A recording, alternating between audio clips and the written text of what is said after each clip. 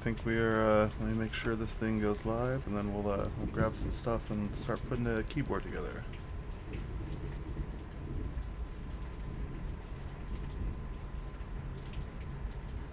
Sorry, give me just a second.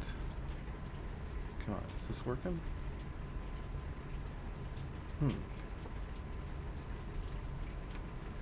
Hey, what's up, Shizo? Sorry, my, having a little bit of technical difficulty. Let me know if I'm streaming or not, because my, my Twitch thing is acting funky. I'm not dropping frames. Sorry guys, give me just a minute.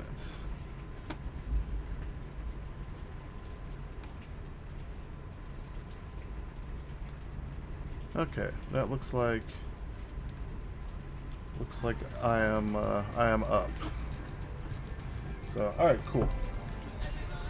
Let me give some folk a shout, and then we're gonna do the thing. And I've got a fun one today.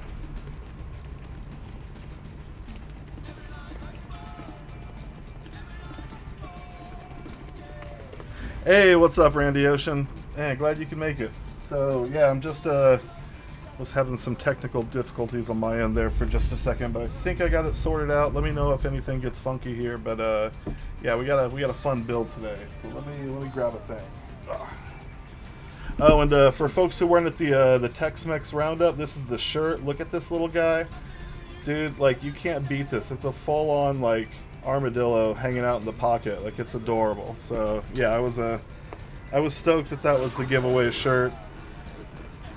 But yeah, so here, let me get my my ugly mug off of this thing and bring up a keyboard. Here we go. So today I'm going to be building a fun one. I actually I kind of cheated. I showed this board off at the Tex-Mex Roundup. But I didn't really do a build. What I did is I pulled the internals from my old S60v2 and put them in my new one, just because I really wanted to show off like this freaking gorgeous piece of machining art here. So let me get this out of the way, and we'll take a quick look at this to start off with. Sorry, just making sure I got my tools within reach as well.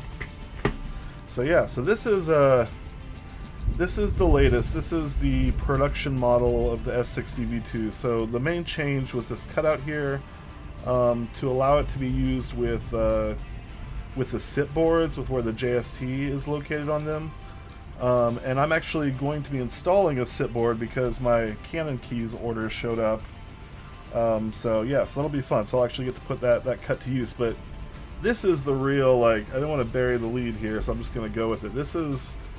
And I got grubby fingerprints all over it. This is like the new hotness that he's been doing with this stuff. He's been putting this kind of like knife pattern craziness on here. Like, I can't, like, it really, my crappy webcams do not do it justice. This is gorgeous. And there's like all these little fillets and like makes these little like raised diamond pattern, dude. It feels incredible. That was like, as far as the things that I brought to the show, to Tex-Mex last weekend, this thing was like the star. People were picking this up, flipping it over, and just like having their minds blown by this machining. So yeah, Sho, you know, great work on that.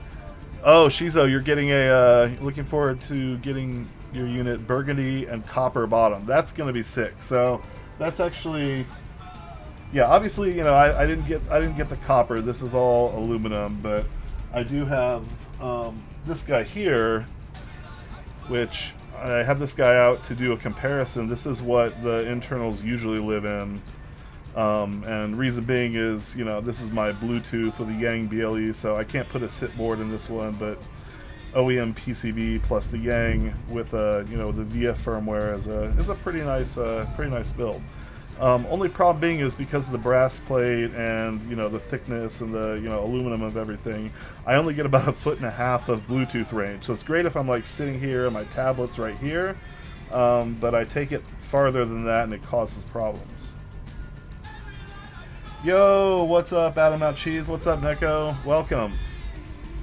So yeah, so I'm gonna be building this one. I did bring this one out, and the reason I've got this one out For one is I want to do an apples to apples build, so I'm going to be using same rings, same sliders, same, you know, housings, whole kit. And then do a comparison between the copper plate and the brass plate, because this one came with the new red copper. Oh, Adam, sorry. As in, yeah, Edam. Adam, not Edam. Okay, got it. Yep. Edam cheese. That's funny. Alright, so Sho hooked me up with something recently pretty cool, because I was complaining about, you know, Bluetooth range and all that with this.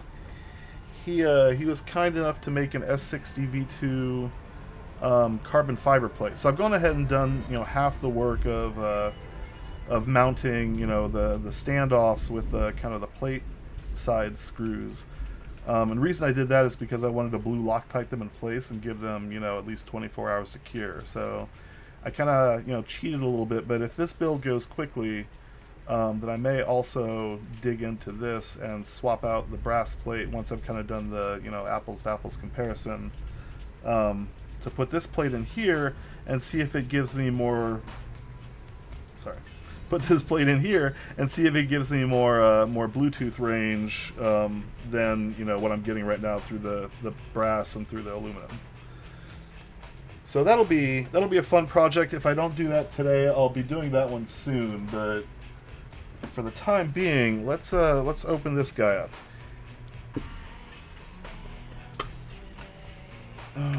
Let's see. I'm trying to remember which one it takes for these. I think it's this guy. Nope. Smaller. Yeah, I mean, you know, I don't know. Excuse me. I spent the last week or so just like raving about this board. Like, I mean, and you know, rightly so. This thing is sweet, and it sounded great at the meetup. Like, the other build sounds good, so I knew it was gonna. But the yeah, if I have one complaint and one complaint only about the Sho stuff, it is about the size of the hardware. And I mean, I understand, you know, because of the thickness of the walls and kind of the dimensions he's working with, there's a reason for it. But these, like, tiny headed things, like, I worry every time that I'm going to strip something. And, you know, I'm pretty good with stuff. I'm pretty good with kind of, you know, finger torquing and not going past that point of no return. But, yeah, I feel like one of these days, you know, try not to take these things apart too many times because, man, that tiny micro hardware, you know, whatever. All right. So I know I did that. I really didn't have to because, honestly, the first thing I need to do is get the plate out, pop in housings, and do a lot of other work.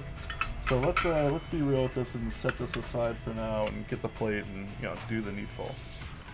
Yeah, you wish the hardware was magnetic. That is, and yeah, Adam Not Cheese, like, seriously. The back of this thing, like, I'm probably gonna like sit here and like twist it a million times on my crappy webcam because it really is gorgeous. Like the work, like the machining he did on that thing is, yeah, it's sick. All right. So yeah, let me get a plate out. I've got a stack of housings over here. So I'm basically following the same build that I did for the S60v2 Proto, with the exception of the domes. I'm doing a little experiment with the domes. That one had what was it, 2018 Pro 2 domes from a used board of mine. This new one, I'm going to be using 2021 Pro 3 domes, but I have UV, you know, treated, you know, UV cured them, whatever you want to call it, kind of blasted them in my UV curing chamber for 12 hours. And then I did an additional 4 hours in a little chamber setup that I was running an ozone generator into. So kind of like the, you know, the things that you use to like remove stink from cars or from rooms. Like, you know, it's basically that thing, but, you know, doing it in immediate proximity of my domes in an enclosed space. So yeah, so that'll be, yeah, only 12 hours with UV. The last ones I did with the UV exposure experiment, I did for 36 hours, and man, they were noticeably stiff. They were like old Pro 2 stiff. I didn't want to go that far with them. And then I also wanted to kind of give enough leeway to try the ozone. So, you know, I was reading in a bunch of car forums about people using ozone for treating things, and for, you know, as well as people talking about kind of like the, you know, what effects it has on like EPDM rubber parts, all that kind of stuff. So I'm hoping I didn't destroy my domes. I think 4 hours was conservative, but you know, we'll see. It'll be fun. It's an experiment. You know, I've got 1,000,000 domes, so if I did trash them, so no, not 12 hours each side, just one side. But the way that my curing chamber is set up, it's initially was designed for like resin 3D print figures. So it's got a mirrored bottom and a rotating plate. So the way that the light blasts and reflects from the bottom, I think it's, you know, it does the, I mean, it does the job when I'm doing my figures to kind of cure from the top and the bottom. So I'm hoping it will also do the job, you know, with my domes. We'll see. And if you heard that noise in the background, man, that was some thunder. It is storming here currently. Yeah. So if my power goes out, I apologize. I will try to finish this stream ASAP. But you know, just bear with me. Yeah. The environment is a hollering. All right. Yeah. No. Sorry. That was yeah. Texas storms, man. They go hard.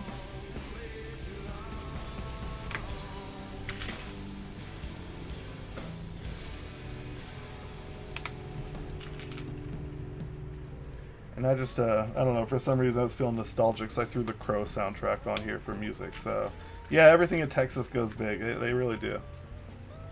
Alright. So I will say, I mean, first, immediate impression, these things are like popping in with no rattle, no, you know, no play. The clips are, like on the sides, are fully engaged, so they don't have any bowing. Sometimes, like with some tighter plates, I've had to go in there and like kind of shave it, but you can see it right there. Like the clip is fully engaged, clicked past, you know, past the plate. So good job on these plates, Sho. This is you know, these are just going right in. Now with, you know, OEM, because they are a slightly narrower than the desk keys parts, they might have a little bit of rattle, but you know, again, like housing gaskets will take that up, which I've had to use before. But man, I would rather they go, you know, to the dimensions that desks are snug than go to the dimensions that OEM are snug, because if they do that, then that kind of screws you out of using a lot of the aftermarket. Yeah, don't need to use any gaskets. No, it's great.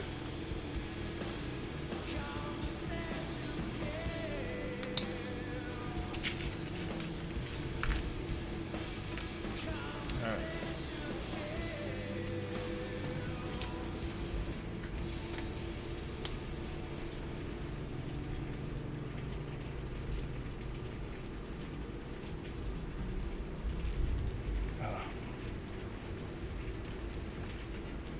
So the last few streams of the various, you know, streaming buddies that I usually watch, I've gotten to kind of, you know, hear some awesome kind of meetup recaps, like both, you know, the Tex-Mex Roundup up in Dallas on Saturday, as well as, I don't recall where in Utah it is, but KeyCon was going on as well.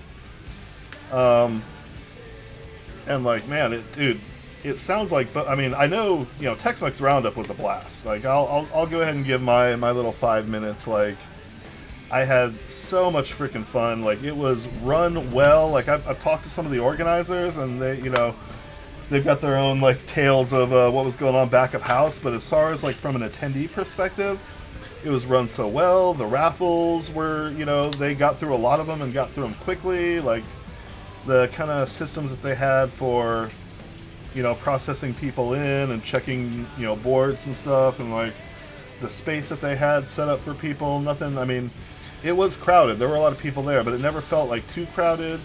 The photo booths they had set up were like, dude, they had one that was like a barbecue grill that was amazing. They had another one that had a bunch of like 3D printed, like, you know, scaled up 1,000 times, like, you know, or 100 times like switches. Like, they were like yay big, you know, big old freaking, dude, it was so cool. They had like head-to-head typing test competition tables, so like people could like bring their boards over and you know, rock on each other, and that was freaking cool. Like people were live streaming. I mean, you know, all sorts of stuff going on. So yeah, Tex-Mex was a blast. Like it was cool seeing folks at the after party. I didn't stick around there long because I was exhausted and had a bunch of other kind of weekend stuff around the weekend that I was doing. So kind of dipped out early there. But like, man, seeing the pictures of all that, like everybody looked like they were having so much fun with the karaoke and shit. So yeah, man, Tex-Mex was cool. And like, even like, I mean, seeing people's boards was badass, but like getting to meet so many folks that, you know, I've known from the Discords, from streaming, you know, various online spots that like I, you know, recognize names, and I was like, oh man, get to put faces with names, like shake hands, bump fists, you know, give hugs. Dude, it was so dope. So I think like, you know, as much fun as I had showing off my boards, checking out other people's boards, it was really just like meeting the people and spending time around that many enthusiasts who were all like genuinely amped, like about their keyboards, you know, wanting to tell you all about their stuff, wanting to check your stuff out. Like, dude, it was, I mean, I've gone to like the local Austin meetups and I've had a lot of fun at those, but this was like that on another level. So yeah, I don't know, I had a great time. And yeah, I've heard great things about KeyCon. I'm not gonna, you know, go too much into that because obviously I wasn't there. I was in Texas. But like I watched about 3/4 of Norbauer's presentation on his new you know, intensely engineered you know, stabilizers and stuff, and I listened to Apiary talking about the, you know, the meetup, and yeah, I've gotten to see a bunch of pictures from it. Like it looks like that was awesome. The best stab is no stab. So yeah, I mean there's so many schools of thought on that, but like let's dissect that. So I've never run a long key on like stabless MX, but I know some people do stabless MX. Have you tried it? Yeah, new stab, like new 2025, 2024, 2020, whatever, like new keyboard meta. There is a new stab, and it has 20. Okay, 40s. Okay, that explains it. Yeah, stabless. Fuck it, dude. What is a stab? Who needs stabs, man? Just get good on 40. Well, some of us, like, you know, lizard brain, like, can't do anything less than 60%, like, troglodytes over here. You know, and we got to use stabs. Or do we? So, that's another fun thing that I've been working on. In fact, I'm going to kind of take a little break from popping in housings real quick and give a little demo. Yeah, let me set a few things aside and make sure I don't scratch anything here. Alright.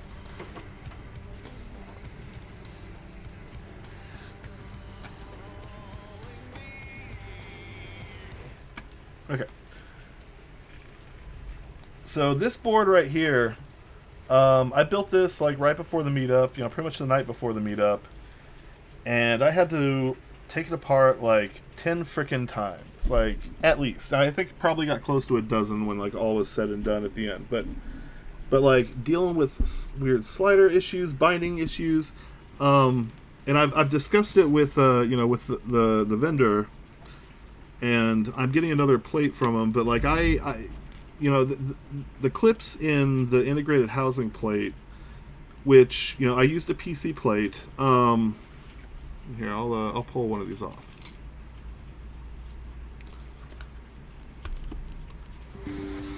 Oh, whoops, and I forgot this thing is plugged in, so maybe I shouldn't do that with this plugged in. Hold on. Alright. So, yeah, so I meant to turn that off. Alright. So, where the clips are, you know, this is the PC plate. I dyed it red. That's why, you know, it doesn't look like the standard clear PC. But the PC plates have always been kind of known to be a little bit tighter on your stab wires than the ABS plates. I guess that's just, you know, because of the material. You know, they clip the wire a lot tighter. And so, you know, when you're moving the wire, you can oftentimes kind of feel some binding, and I've had to like treat that in the past with a little bit of filing here and there, and kind of, you know, make it sit right and play right. This one was incredibly tight to the point that it was putting a bow on the wire. And when I was going into their filing, I mean, I filed and I filed and I filed, and I could never get it to sit, sit right where it clipped in on both sides evenly. I couldn't get, like, it was a mess. And so I tried, multiple builds, tried different, I literally swapped every single part, including, wire stab, with and without silencing rings, with heavier domes, lighter domes. Like, I did everything, dialed everything I could. Hey, what's up, S5H? So I am building, this is not it, I'm just telling the story right now, but I am building my new brown S60v2, and I'm using the red copper plate to do so, and trying to do an apples to apples build with my prototype model, so we can kind of compare the red copper to the brass plate and see what we like better. But the story I'm telling is the fun that I've had with stabs. We were just kind of talking a little bit about Norbauer's stabs and stabs in general, and our buddy Adam here with his 40%, kind of he lives the best stab life possible by not even using stabs. But I built this board for the meetup, and the 2U housing clips for the wires were incredibly tight. To the point where they were bending the wire. It was, causing a lot of binding. It was causing the key to, when I press it, it wouldn't return. All sorts of issues. So after, probably 9-10 times taking it apart, I was just like, fuck it, threw my hands up in the air, and, it was probably, 1:32 in the morning. I was sick of dicking with it.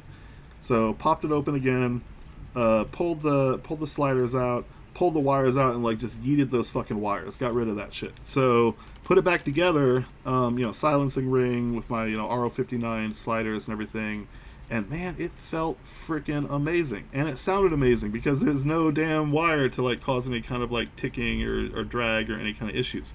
So yeah, I did the same thing on the other side too, because that one was also binding heavily. So built this thing up without any wires in the 2U stabs.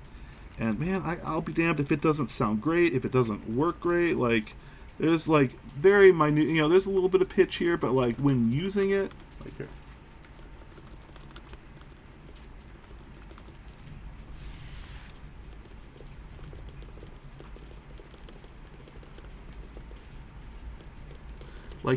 When hitting it from the extremities, it activates, returns just fine.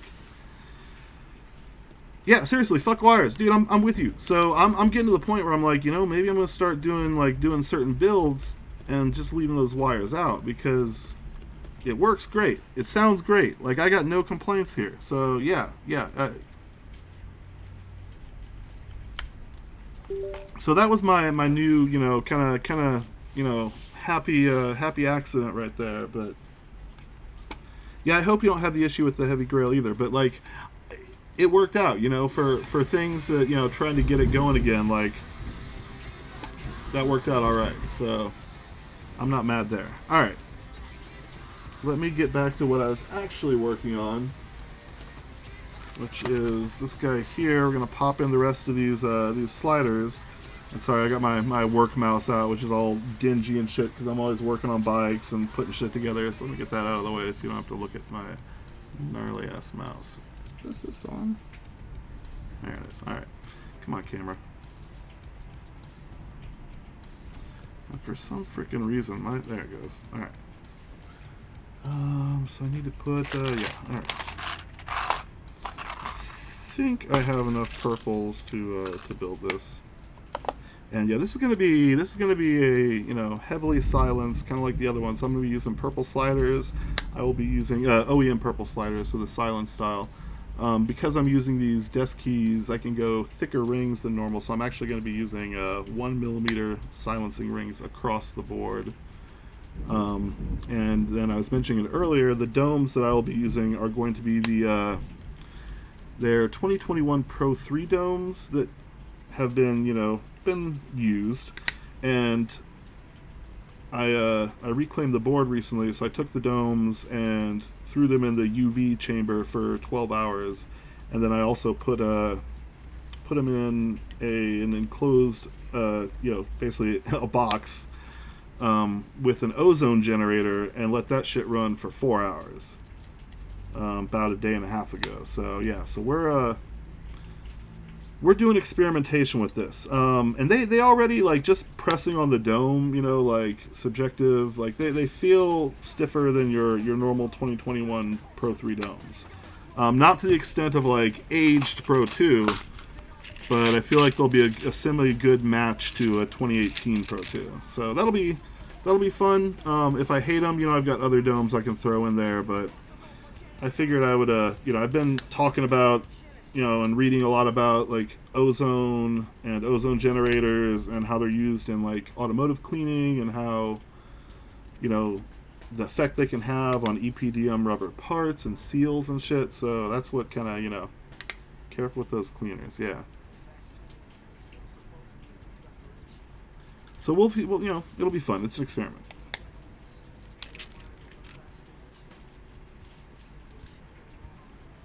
And right before I started streaming, I threw about, what, maybe 400 sliders into, you know, their second round of RO59 curing. So I expect I'll have an alarm go off here in a little bit. At which point I'll have to go and check the oven and make sure they are at the point I want them to be at. So yeah, doing a couple things. All right. Oh, now for something super exciting. Man, why is this thing not focusing? Is it the plastic? What's going on here? Come on. All right. So RO59 is a type of lubricant that, rather than being grease or oil based, hold on. Let me pull some out. It is a dry PTFE lube, and PTFE is kind of the, you know, what makes the other lubes, like the Krytox stuff, you know, a lubricant as well. But this, and, you know, sorry for the totally washed out, it's these little RO59 KT. And I get these from Ringer Keys. It's 5 milliliters. It's a liquid, and it's basically a dry lubricant, PTFE lubricant, that is suspended in water. So you apply it, you let it dry, and it kind of cures onto the surface of whatever you're lubing with it. So I do a lot of, I do mostly sliders and such for it, but, like, I don't know, I use it a lot with keyboards. And I kind of got into it from a different avenue. Like, it's an old keyboard lube that kind of fell out of style, but, like, RO59 KT, the KT, the K actually stands for keyboard. This is like a lube that was generated back in the day, for doing, you know, kind of an old style of switch lubrication that has fallen out of favor. But it's come back recently, in large part due to Ringer Keys making it available to people again in, you know, smaller than industrial application quantities. And the way you put it on, you know, is you either paint it on, or what I do is I actually bag lube it. So I'll throw them all in a Ziploc bag, you know, drizzle some in, and then move them around, shake them around, do all that kind of shit until they are, you know, coated. And then, you know, the Ringer Keys recommends letting them cure for 24 to 48 hours at ambient temperatures before, you know, I guess before either putting another coat on or before using them or whatever. I speed that up by throwing them in a 200-degree oven and bake them, and that's for OEM sliders. For aftermarket, I go about 160 degrees, and that's, my oven is very well controlled. I use a secondary probe to make sure that it, you know, doesn't go beyond that. Like, I take a lot of precautions to make sure I'm not burning up my sliders. So if you do listen to me and decide to try to bake your shit, you know, caveat emptor, like, do a lot of reading, make sure you know what the hell you're doing. Like, it's not necessarily for the faint of heart. And if you're worried about your oven cycling, not holding temp well, your thermometer being off, just, you know, let it cure at ambient temperature. Like, it's not going to kill you to wait a few days. Yeah, it's a dry lube. So, but I kind of came about to it through bicycle chain lube. Like, I was playing around with, like, the grease-based lubes, oil-based lubes, not really digging them. And then I had the bright idea of using one of my bicycle dry PTFE lubes, which is similar. It's suspended in a liquid medium to lube up my, you know, to lube up. At the time, I was actually painting it on the housing rails, not, you know, bag lubing on the slider. So I would, you know, paint it on, let it dry overnight, you know, paint it on again if I needed to, and it really made a huge difference. Only problem was the suspension medium for that stuff is flammable. And even though, you know, everything I read said it was safe to use on the plastic, there's still like a little, you know, voice in my head that was like, man, you know, maybe you don't want to be like putting this flammable liquid to evaporate and leave a coating on the inside of your keyboard. You know, just, you know, there's lithium-ion batteries in some of these things and this and that. Like, maybe that's not the best idea. So I went looking for like what else was out there, and that's when I found RO59. And I read like industrial sites first, and then found Ringer Keys that he carried it for keyboards, like, and that was, you know, where I really got into that. So that's kind of my RO59 journey. But now, I mean, I use it on most of my builds. There are a select handful that I'm wanting to like achieve a certain feel or a certain sound that I do not apply them on. But by and large, rather than like lubing my housings with like an oil or a grease, or, you know, painting shit on as I build, like, I just kind of, you know, pre-cure 3 coatings of RO59 on my sliders and then use them as needed. Oh! Thank you. I'll be right back. Sorry, I guess my headphones on. I did not hear it. So give me just one moment, friends.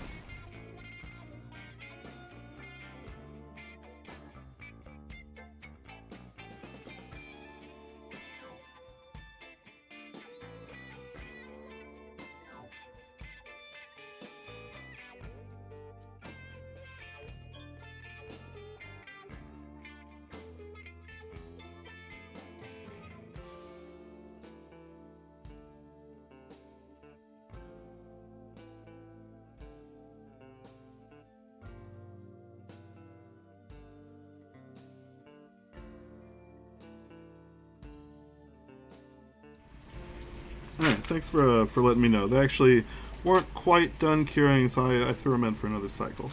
Oh yes, my bike parts did arrive from Malaysia, and they were absolutely perfect and what I needed, and like, yeah, for the price I could not pass them up, so I'm glad all that worked out.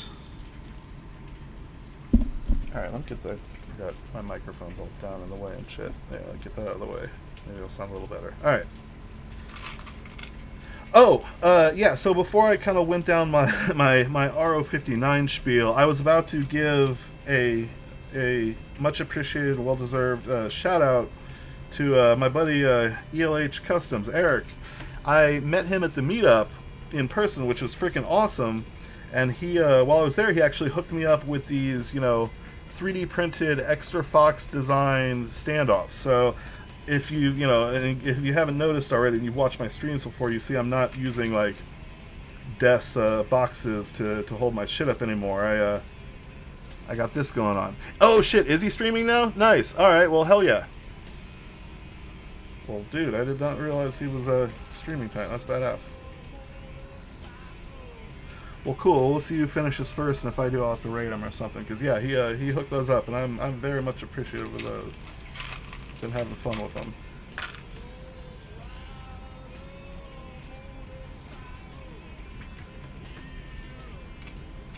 Okay, I'm trying to remember if these work with these or not.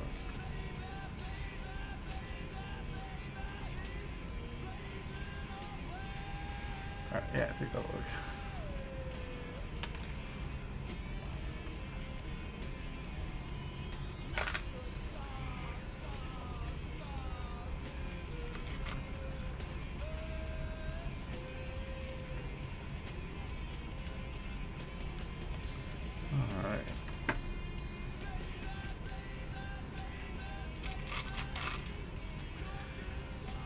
Yeah, Randy, the Fox stands are super handy. Definitely. What kind of biking? Oh, sorry, I didn't. Yeah, dry lube. So yeah, sorry. I am into mostly urban commuting, riding around the city. I do some mountain biking, but like use the term mountain, you know, loosely. We got hills in Central Texas. We don't really have mountains. We do have one kind of like downhill park outside of town called Spider Mountain, which is like a lift assisted, you know, so you can get a ride up to the top and then ride down a big hill. But it's all hills, you know, so like don't know. I like riding trails, but the vast majority of my riding is typically in or around the city. I do like social rides, so typically like 10 to 20 mile an hour, or sorry, not 10 to 20 mile long, 10 to 12 mile an hour, like slow rides with lots of stops, lots of people.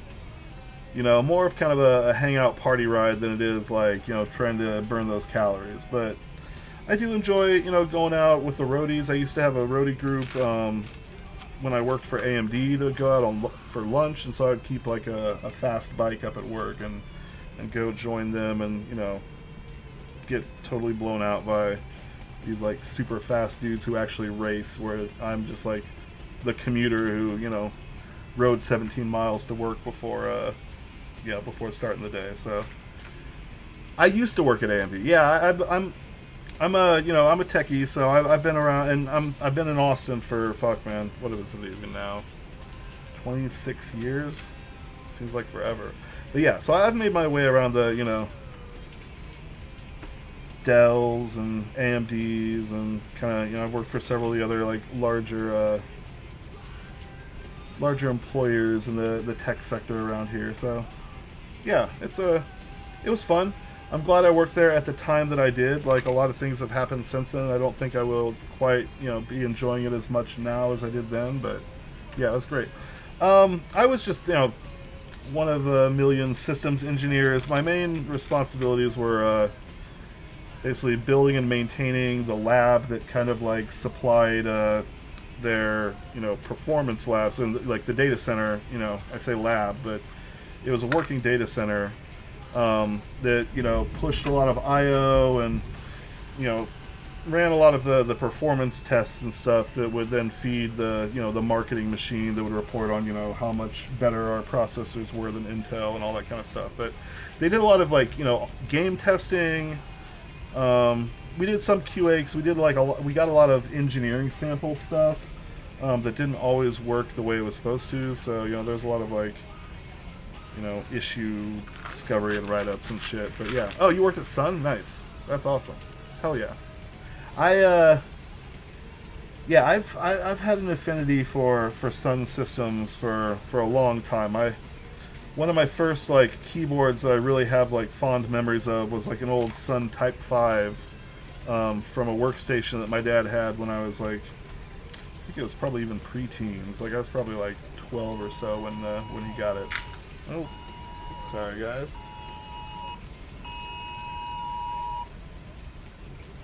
Alright, there's flash flood warning. Yeah, Spark 2075. Yeah, see, that's I wouldn't be surprised if that was one of those old Ultra Sparks or whatever.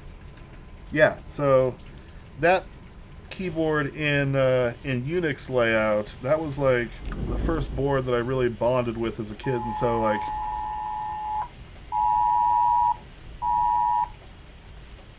Sorry guys, I guess they're really wanting to let me know that my, there's flash floods going on.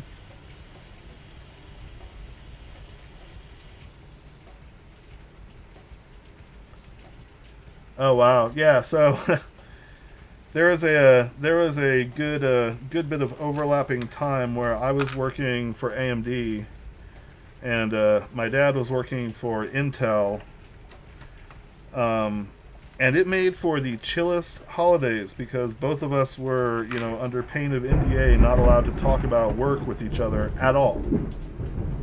So that was like really nice. We got to talk about what we were doing in our lives, like what cool stuff we'd gone and seen recently, like what's up with the rest of the fam. But we never had to talk about work. It was perfect. I really enjoyed that. And then I got a different job, and so I had to hear all about Intel there for a while. But now he's retired, so I just get to hear about all his weird like hobbies and pet projects and cool stuff he's doing, like traveling and all that shit. So that's nice. All right.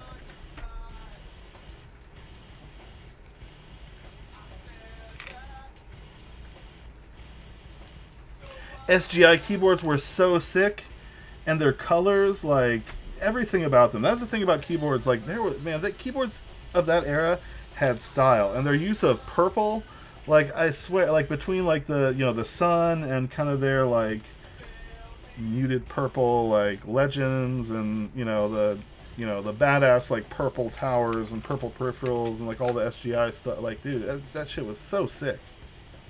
Yeah. So